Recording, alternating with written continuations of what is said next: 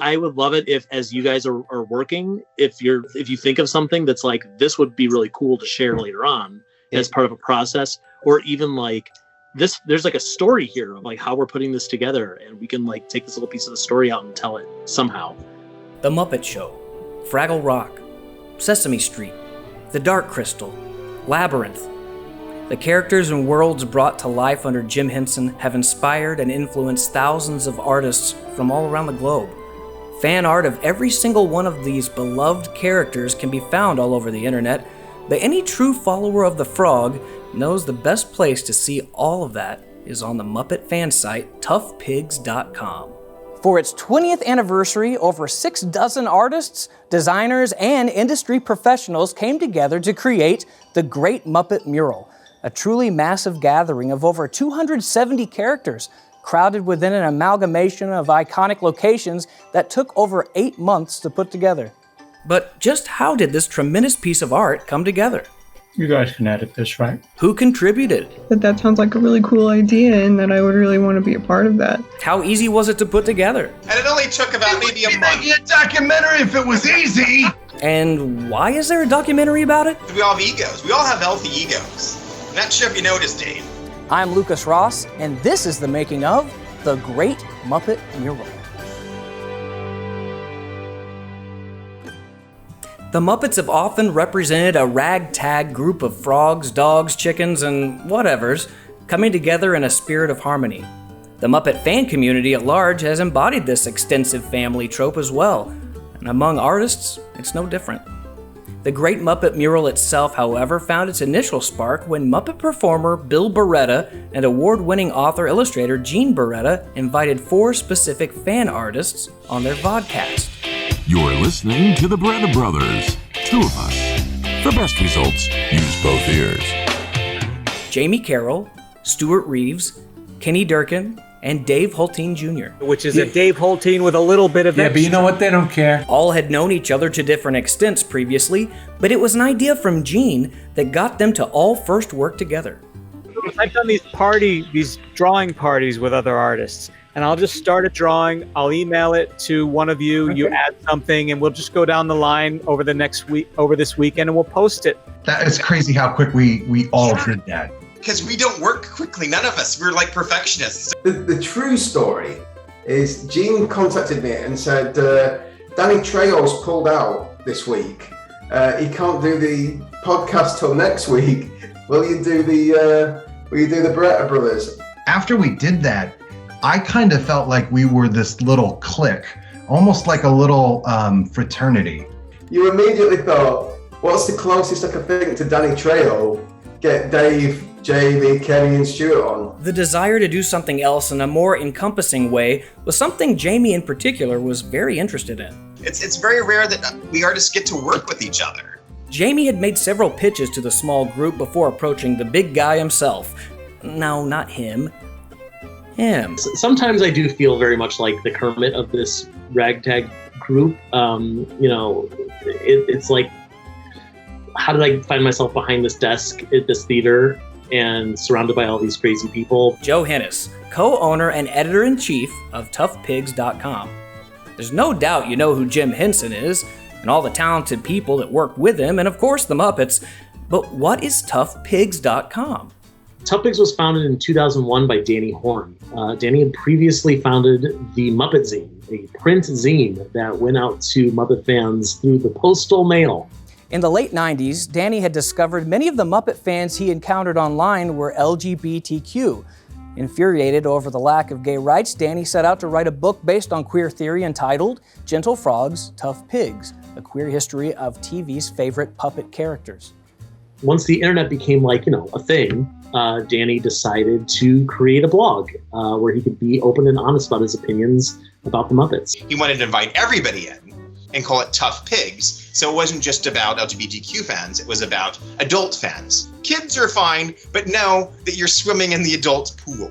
It's, such a small, tight-knit community, which I love, but also, is so open to anybody else joining. I felt so welcomed immediately. Is also just a huge tremendous, and at times dysfunctional family, but still a family nonetheless. We are not just Muppet fans, we are Tough Pigs. In 2006, Joe Hennis and Ryan Rowe took over the site as Danny left to work on the Muppet Wiki, which is a resource we still use and abuse today. Tough Pigs has done dozens of interviews with such legends as Frank Oz, Paul Williams, Carol Spinney, and actual Muppets, just to name a few. They've reported from various Muppet productions, moderated panels at Comic-Con, worked directly with the Henson Company, and so much more. Then, in 2020, Tough Pigs merged with and absorbed the archives of the Muppet Mindset, bringing along the site's owner, Jared Fairclough, as well, to join the site's management. Tough Pigs has been the home to all of the best Muppet commentary and news and interviews and reviews and now podcasts and, of course, art spotlights, for the last 20 years. And really, we've grown the website into being not just a blog, not just a website, more of a network for all things Muppet fandom. Tough Pigs, then, was the only place for Jamie to bring his tiny team project home, primarily because they had their work prominently showcased on the site in the past.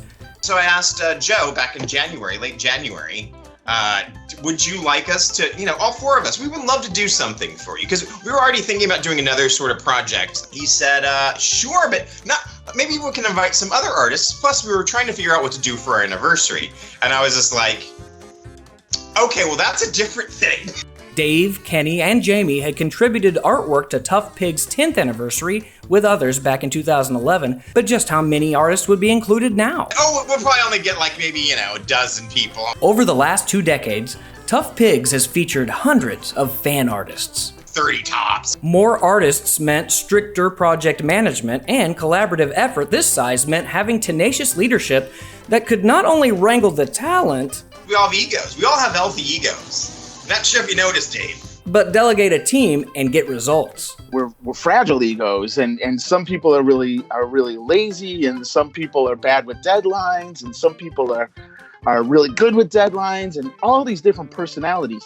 He took 75 of them and created this artwork, and it's astounding what he did. That meant Jamie would run the whole thing as if the entire group were a high-end design firm he hired to do work for a well-paying client. He came into this project as the art director, and he was in charge of communicating with 75 people about how are we going to be putting this together, and what do I expect from you, and let me help you make this as good as possible. Jamie really kind of leaned into this from a managerial point of view, like an art director. He's an art director's art director. He was al dente, firm yet tender. Basically making this into a business. He was going into business with all of us. But just exactly who is James Carroll, and what does he know? I'm a free spirit, but come from conservatives in Texas. I had to learn how to do something. Jamie is certainly one of those artists who really captures the heart of the Muppets. Of everybody that I know online, I think I connect with his mindset the most. A lifelong fan, Jamie has had his hand in several major league Muppet projects, posters, apparel, site design, and most notably, the outstanding Palisade toy Muppet figures. Working for Palisades was one of my first jobs out of school doing really cool legit work. He's known for his unique work habits.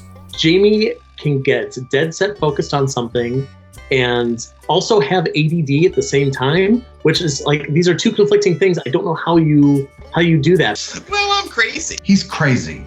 I don't know when he sleeps. I don't sleep, Dave. I don't sleep. I don't know what he's on. I don't know. I'd like some of it. Knows how much Pro Plus, caffeine supplement that guy has.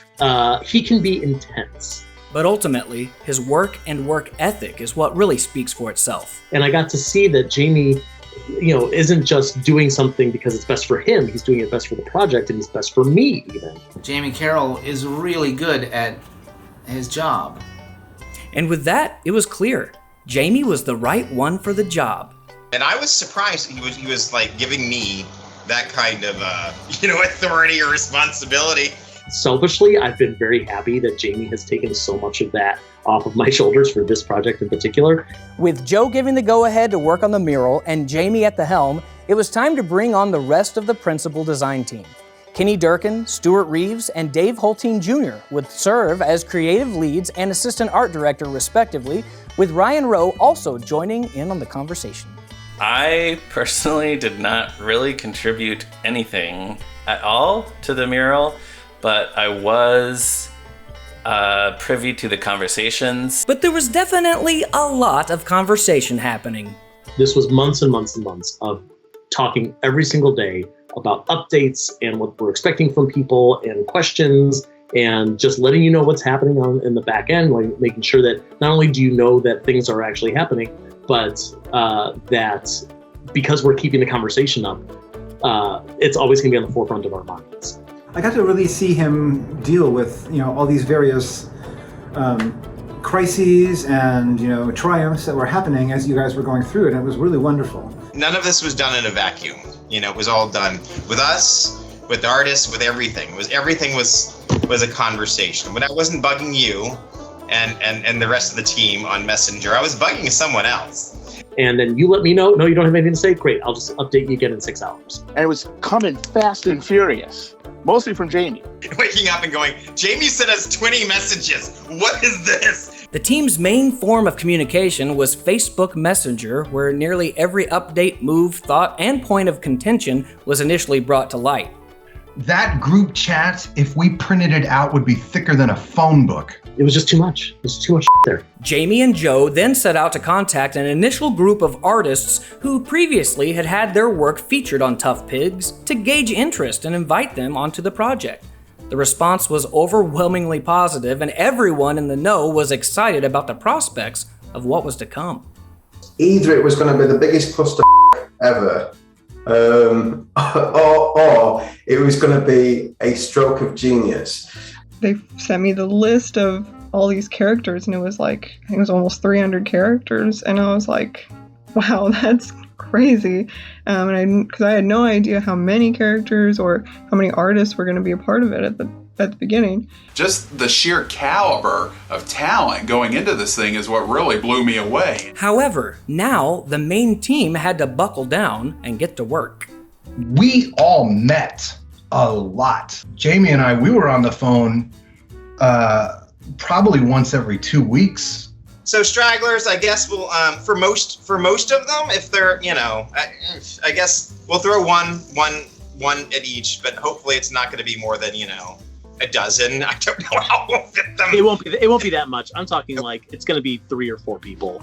With dozens of talented people on board and more to join later on, Dave, Kenny, and Stuart tackled the growing list request and set out to assign characters to the respective artists. Stuart, Kenny, and I had a meeting that lasted over 2 hours where we were just trying to figure out who got what characters based on what they wanted and who we wanted to give certain characters to. And that was a lot of thanks to Kenny, his organizational skill. He really brought that to the table. And then we put it to Jamie, and not in a condescending way at all. He was like, this isn't going to work. And then I got them, and then you'd assigned over 200. And I was just like, oh God. And it was like a Sunday. And I'm like, oh, I guess I'm gonna have to murder some Muppets tonight. Jamie was busy communicating with individual artists and the design team, making sure things were progressing properly and listening to the problems and issues that came up with their meetings, making sure to address everything, even when it meant stepping on toes and bruising egos. I had to talk to some very big people that were important to me and say, this was not the assignment quite. could you punch that up? And they're just like, okay. Jamie doesn't have a problem hurting people's feelings. Wow. Ultimately, he was right. He knew exactly what needed to happen, both to get all these artists on the same page to create the mural, but also our internal team to keep us, accountable and to keep the workflow moving. But through the core group's conversations, the overall tone was kept fun and playful, even if it meant taking jabs at the boss. Jamie took it all in stride, though, and took just as much time to listen to everyone involved as he did to direct. Taking those notes is important, because in a project, listening to people is important, because otherwise it's just not a project. It's not a collaboration. There's not a, Jamie, can you draw me like an extra door or something? Or this is... The background kind of became its own character. I think originally this was going to be like an 11 by 17 thing. And I think it was just a straight vertical, like the cake was a... Yeah, we did a cake as a framing device at first. And I was like, we have arches, Jamie. Why are you doing a cake? Over the years, we've featured the work of so many great fan artists on the website. Since we were reaching out to every artist that we've ever worked with and every artist that we know, once you get beyond our friends, the people with who worked with Tough Pigs, we get into the territory of people who like we consider to be, Muppet royalty. And there's really no reason for us to not ask. So we really shot for the stars.